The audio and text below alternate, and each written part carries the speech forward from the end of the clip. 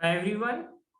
In this set, we are given that the shoe size of four boys A, B, C, and D are 1, 2, 3, and 4, not necessarily in that order. A boy can only wear a pair of shoes which is either equal to or larger in size than his shoe size. ठीक है, तो ये important point है. A boy can only wear a pair of shoes which is either equal to or larger in size than his shoe size. ठीक है, जैसे let's say for example हमारे पास एक person है जिसका हमारा एक्चुअल शू साइज हमारा लेट से 2 है.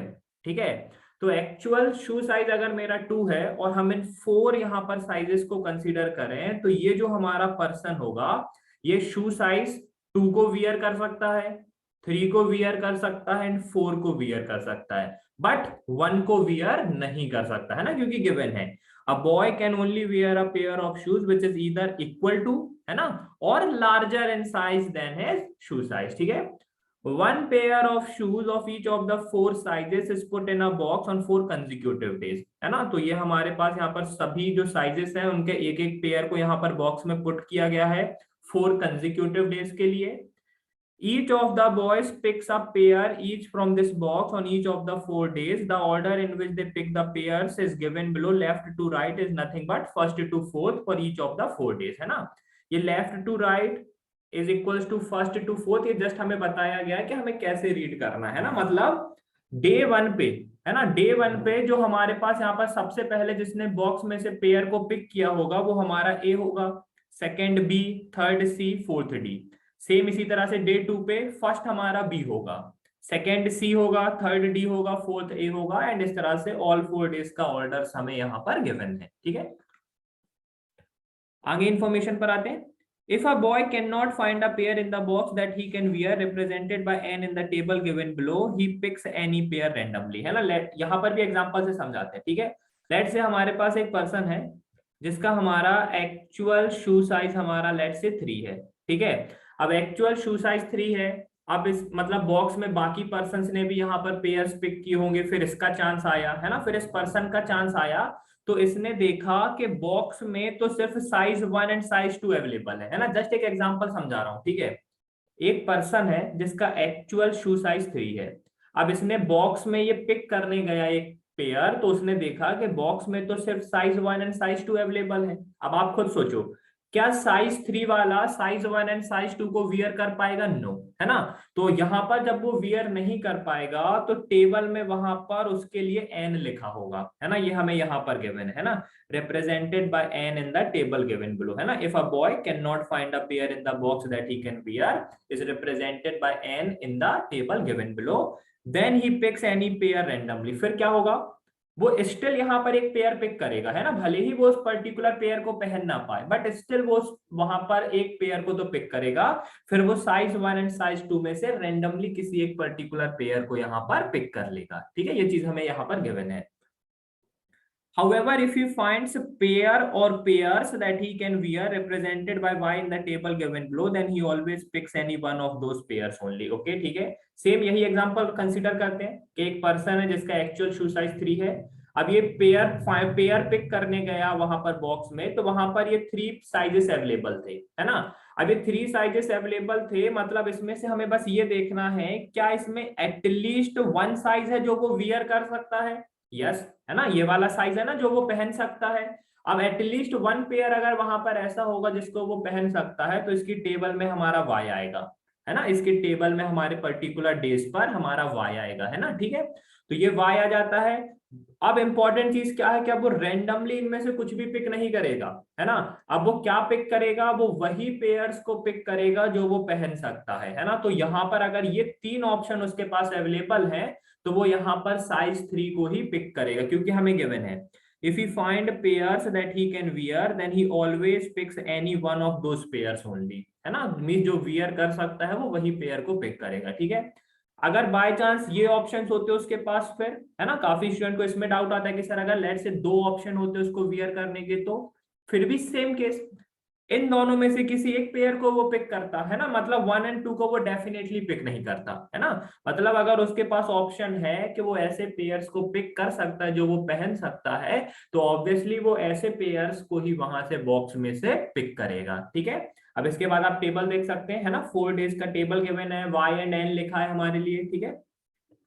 एक और टेबल बना लेते हैं, एल्विन, ठीक है, एल्विन इज ए, ठीक है, बी सी एंड डी, ठीक है। यहां पर हम नोट करेंगे इनका एक्चुअल शू साइज, ठीक है। और यहाँ पर डे 1 पे इन्होंने क्या पिक किया है, डे 2 पर क्या पिक किया था, मतलब कौन सा साइज पिक किया था, है ना। यहाँ पर तो हमें वाई एंड एन बस लिखा है ना, तो हमें ये भी तो देखना है कि कौन कौन सा साइज उन्होंने पिक किया था, क्योंकि क्वेश्चंस भी अगर आप देखें तो कहीं ना कहीं यही चीजें हमसे पूछ रहे हैं, ठीक है।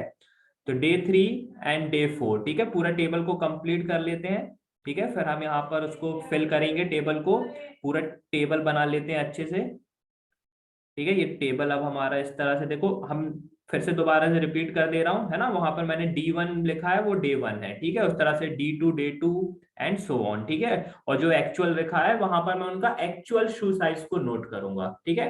अब यहाँ पर देखना, ध्यान से समझना, सबसे पहले मुझे पता है कि 4 बॉयज हैं और ये 4 साइजेस हैं, मतलब इनमें से एक पर्सन या एक बॉय तो हमारा ऐसा होगा ना जिसका हमारा शू साइज 1 होगा, है ना, यस और नो एवरीवन, है ना।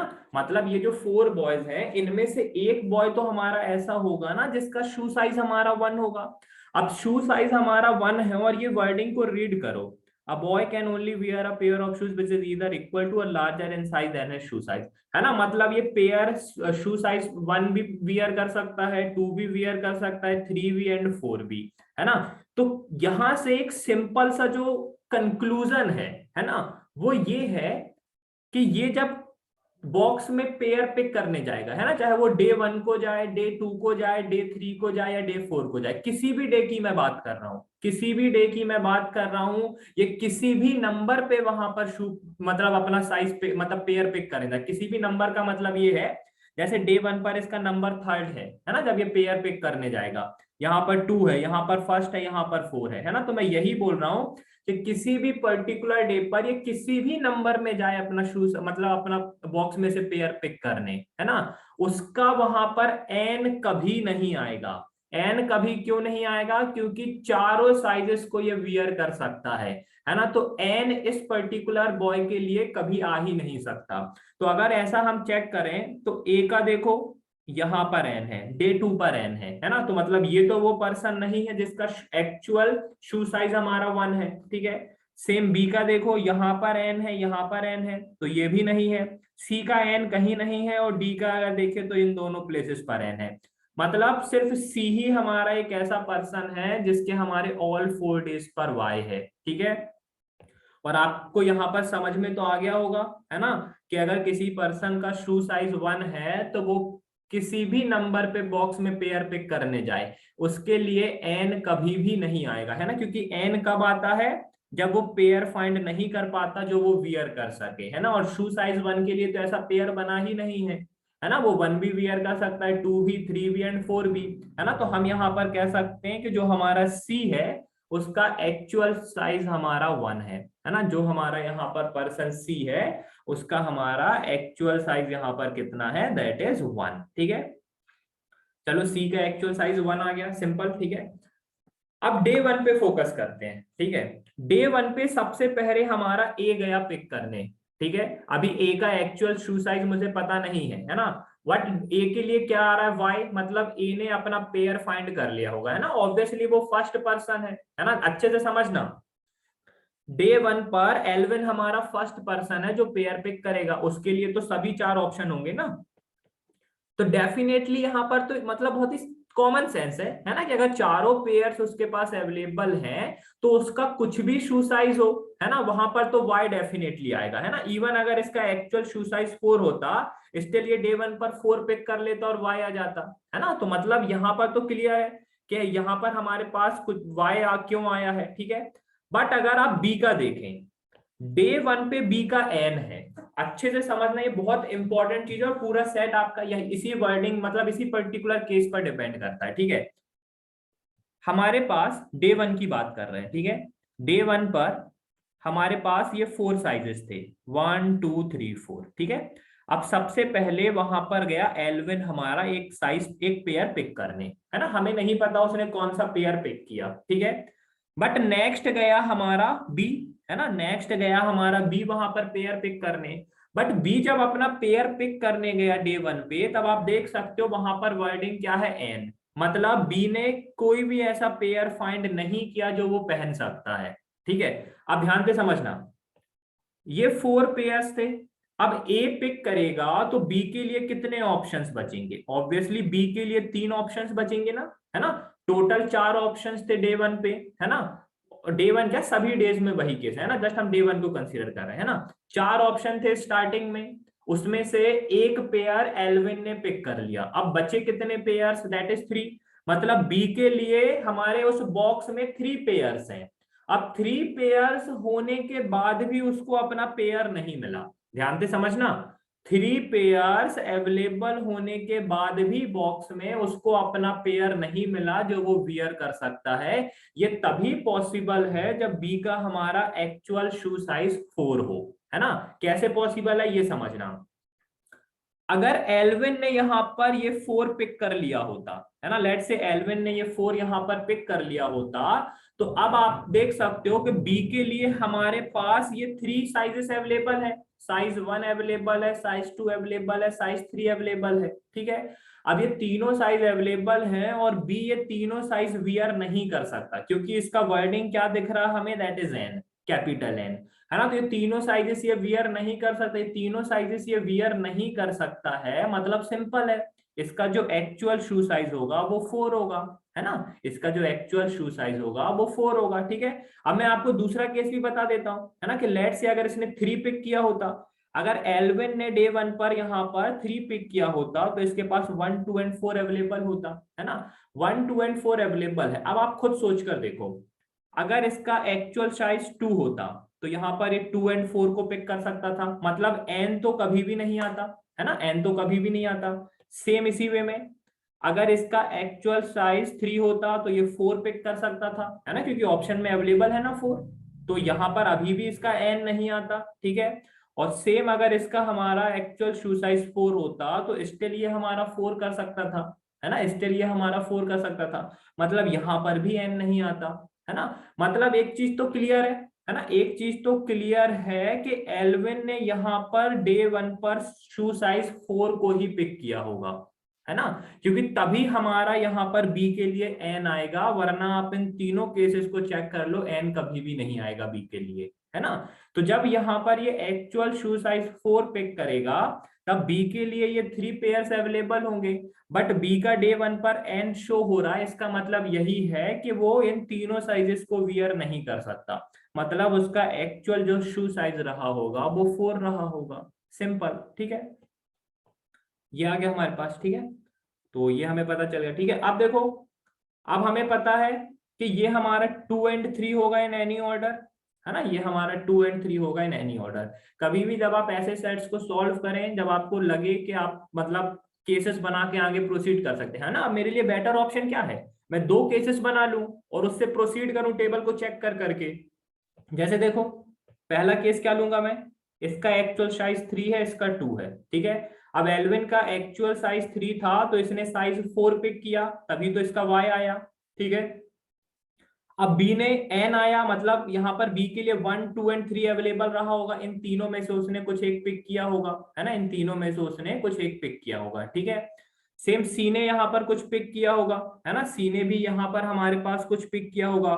और डी के लिए अगर हम देखें तो डी का हमारा यहाँ पर एन आ रहा है ना, डी का हमारा यहाँ पर डे वन पर एन आ रहा है। ठीक है, ओके फाइन। ठीक है, तो डे वन पे सबसे पहले तो ए पिक किया, फिर बी पिक किया। ठीक है, सी भी हमारा यहाँ पर 1 2 एंड 3 में से कुछ भी पिक कर सकता है। ठीक है, बट डी का हमारा एन आया है, ध्यान से समझना, डी का हमारा यहाँ पर एन आया है, मतलब इसका एक्चुअल शू साइज 2 था, है ना, बट इसका एन आया है, उसका मतलब तो यही है ना कि उसके पास सिर्फ शू साइज 1 अवेलेबल रहा होगा वहां पे, है ना, तभी तो उसने वो लास्ट का जो हमारा पेयर बचा उसको पिक किया होगा और उसका यहाँ पर हमारा टेबल में एन आ गया होगा, है ना, क्योंकि अगर उसके पास 2 3 एंड 4 में से कुछ भी अवेलेबल होता तो वहां पर हमारे पास वाई आता, है ना। इसलिए हमें इतना पता है कि उसने डेफिनेटली यहाँ पर क्या पिक किया होगा, दैट इज 1, है ना, इसने डेफिनेटली यहाँ पर क्या पिक किया होगा, दैट इज 1, है ना, मतलब 1 एंड 2 हमारे, सॉरी, मतलब 1 and 1 यहाँ पर तो नहीं आएंगे, है ना, 1 मिनट, है ना, 1 and 1 हमारे यहाँ पर तो नहीं आएंगे, मतलब ये हमारे 2 and 3 इन्होंने पिक किया होगा इन एनी ऑर्डर, है ना, in any order 2 and 3 pick किया होगा, ठीक है। अब डे 2 पर देखना, है ना, डे 2 पर सबसे पहले पेयर कौन पिक कर रहा है, सबसे पहले बी पिक कर रहा है ना, और बी का हमारा वाई आ रहा है ना, मतलब बी के लिए देखो ये 4 ऑप्शंस अवेलेबल है। अब ये 4 ऑप्शंस अवेलेबल हैं और बी का एक्चुअल साइज हमारा 4 है, तो मतलब तो सिर्फ ये एक ही पेयर तो पिक कर सकता है, क्योंकि गिवन है if he finds pairs that he can wear then he always picks any one of those pairs only, है ना, तो ये डेफिनेटली हमारे साइज 4 को पिक करेगा, है ना, तो ये डेफिनेटली हमारे 4 को पिक करेगा। बी के बाद सी गया हमारा, सी हमारा यहाँ पर कुछ भी पिक कर सकता है, ठीक है, और फिर डी गया हमारा, तो डी के पास सिर्फ 1 बचा, है ना। अब ये यहाँ पर समझना, ठीक है, सी के लिए 1 2 and 3 ऑप्शन है, ठीक है, सी हमारा क्या पिक कर सकता है, साइज 1 पिक कर सकता है, 2 पिक कर सकता है एंड 3 पिक कर सकता है, ठीक है। अब लेट से, ठीक है, जस्ट आपको केस बता रहा हूं, ठीक है, सी ने लेट से यहाँ पर 1 पिक किया होता, अगर सी ने यहाँ पर 1 पिक किया होता तो डी के लिए क्या क्या ऑप्शन अवेलेबल होते, 2 and 3, है ना, सिंपल, देखो डे 2 की बात हो रही है, ये 4 साइजेस हैं, बी गया सबसे पहले, बी ने साइज 4 को पिक किया, फिर सी गया, सी ने साइज 1 को पिक किया, तो अब डी के लिए ये दोनों साइजेस अवेलेबल हैं 2 and 3। अब 2 and 3 अवेलेबल है, इसका एक्चुअल साइज हमारा 2 है, तो यहाँ पर एन नहीं होना चाहिए था, वाई होना चाहिए था, है ना, यहाँ पर एन नहीं होना चाहिए था, वाई होना चाहिए था, है ना, मतलब सी हमारा 1 तो पिक नहीं कर सकता, तो 1 को हटा देते हैं। लेट से सी ने हमारा 2 पिक किया होता, तो डी के लिए हमारे पास 1 and 3 अवेलेबल होता, स्टिल आप देखो 3 अवेलेबल है ना, अगर इसका एक्चुअल साइज 2 है तो ये 3 पिक कर सकता है, जो वो वियर कर सकता है ना, तो स्टिल यहाँ पर एन नहीं होना चाहिए था, है ना, तो हम ये भी कह सकते हैं कि सी हमारा 2 भी पिक नहीं करेगा, ठीक है, तो सी हमारा अगर 2 भी पिक नहीं करेगा तो सी लेट से हमारा 3 पिक कर रहा है यहाँ पर। अब सी 3 पिक करेगा तो हमारे पास डी के लिए साइजेस 1 and 2 अवेलेबल होंगे, स्टिल आप देखें तो वो साइज 2 पिक कर सकता है ना, मतलब यहाँ पर एन नहीं होगा। तो हमने तीनों ही केसेस देखे, है ना, तो डे 2 पर तो हमारा टेबल को सेटिस्फाई नहीं कर रहा ये, है ना, तो ये तभी पॉसिबल है क्योंकि हमारा ये केस पॉसिबल नहीं है ना, तो इसको हम पूरा हटा देते हैं केस को। अब आ जाते हैं, हमें पता चल गया कि इसका हमारा एक्चुअल 3 रहा होगा, इसका हमारा 2 रहा होगा, है ना, क्योंकि हमने अभी दूसरा केस लिया था वो तो सेटिस्फाई नहीं कर रहा था, है ना, तो ऑब्वियसली यही केस होगा हमारा, ठीक है। ये आ गया हमारे पास, ठीक है। अब देखो डे 1 पे आराम से सिस्टमेटिक वे से चलते हैं। डे 1 पर हमारे एल्विन ने साइज 4 पिक किया सबसे पहले, है ना, अब बी के लिए 1 2 and 3 ऑप्शन बचा, इन तीनों में से वो कुछ भी पिक करे उसका एन आना चाहिए, आप देख सकते एन है ना। अब इनमें से एक पिक करेगा, फिर ये भी हमारा 1 2 and 3 में से कुछ भी पिक कर लेगा, और फिर हमारा लास्ट में डी के लिए एन आ रहा है ना, डी के लिए एन कब आएगा, जब इसके पास ऑप्शन अवेलेबल होगा 1 और 2 में से कुछ एक, है ना, तो जब इसके पास 1 और 2 में से यहाँ पर कुछ एक अवेलेबल होगा तभी तो इसका एन आएगा हमारे पास, है ना, क्योंकि अगर 3 and 4 कुछ भी अवेलेबल होता तो यहाँ पर एन की प्लेस पर वाई आता, है ना, तो 1 and 2 में से कुछ भी हमारा अवेलेबल होगा, है ना। अब ये हमारा किस ऑर्डर में होगा अभी हम नहीं बोल सकते, है ना, कैसा केस होगा, ठीक है। अब डे 2 पर आते हैं, ठीक है, डे 2 पर सबसे पहले कौन पिक कर रहा है, बी, है ना, तो बी का हमारा एक्चुअल साइज 4 है और इसका हमारा y यहाँ पर गिवन है, तो ऑब्वियस है इसने साइज 4 ही पिक किया होगा, है ना, क्योंकि जिसका हमारा साइज 4 होगा उसके लिए तो एक ही ऑप्शन होगा दैट इज साइज 4, है ना, तो इसने 4 पिक किया होगा, ठीक है। उसके बाद हमारा सी आया, सी हमारा 1 2 and 3 में से कुछ भी पिक कर सकता है, ठीक है। फिर हमारे डी का एन आ रहा है ना, डी का एन तब आएगा जब इसके पास 1 and 2 अवेलेबल होगा, है ना, डी के पास एन कब आएगा, क्योंकि डी का एक्चुअल साइज 3 है, और अगर डे 2 पर मुझे इसको एन रखना है मतलब इसके पास ये 2 ऑप्शन बचे हमारे पास पिक करने के लिए दैट इज 1 और 2, है ना, तो ये 1 और 2 तभी आएगा जब सी यहाँ पर हमारा 3 पिक करेगा, है ना, ये 1 और 2 हमारा तभी आएगा जब सी हमारा यहाँ पर 3 पिक करेगा। अब सी ने हमारा यहाँ पर 3 पिक कर लिया, है ना, मतलब देखो सबसे पहले बी ने पिक किया, डे 2 की बात हो रही है, सबसे पहले बी ने साइज 4 पिक किया, फिर सी ने साइज 3 पिक किया, है ना। अब हमारे डी के पास 2 ऑप्शन बचे 1 and 2, इन दोनों में से कुछ भी वो पिक करेगा, यहाँ पर एन ही आएगा, है ना। तो अब इन दोनों में से क्या पिक कराना चाहिए सच दैट हमारे ए का भी एन हो, मतलब ए का एक्चुअल साइज 2 है, तो ऑब्वियसली इसने 1 पिक किया, मतलब 1 ही बचा होगा इसके लिए, है ना, तो मतलब यहाँ पर सी ने हमारा साइज 2 पिक किया होगा, है ना, मतलब सिंपल। क्योंकि अगर देखो, अगर सी को मैं यहाँ पर साइज 1 पिक करा देता तो इसके लिए हमारा साइज 2 एकमात्र ऑप्शन बचता, है ना। तो फिर ये साइज 2 पिक करता तो इसका हमारा एक्चुअल साइज एंड साइज 2 दोनों मैच कर देता, फिर यहाँ पर y की प्लेस पर n आ जाता, विच इज नॉट पॉसिबल, है ना, which is not possible. That's why यहाँ पर सी हमारा साइज 2 पिक करेगा, ये साइज 1 बचेगा इसके लिए, ठीक है। सेम डे 3 पर चलते हैं। डे 3 पर ऑर्डर क्या है, सी डी बी ए। सबसे पहले सी हमारा पिक कर रहा है ना, सी हमारा कुछ भी पिक कर सकता है, ओके। सभी के लिए यस है यहाँ पर, है ना, सभी के लिए यस है हमारे पास यहाँ पर, ओके फाइन, ठीक है। अब देखो सभी के लिए यस कैसे आ सकता है ना। अब देखो सबसे, मतलब यहाँ पर ध्यान से समझना, ठीक है। सी हमारा कुछ पिक करेगा, है ना, सी हमारा 1 2 3 4 कुछ भी पिक कर सकता है।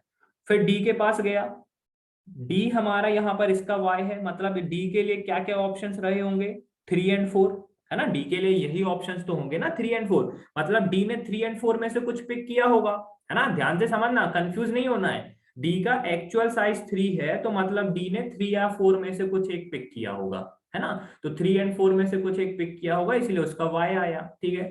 सेम ए का देखो, ए ने हमारे 2 3 एंड 4 में से कुछ पिक किया होगा, है ना, तभी तो उसका हमारे यहाँ पर वाई आया।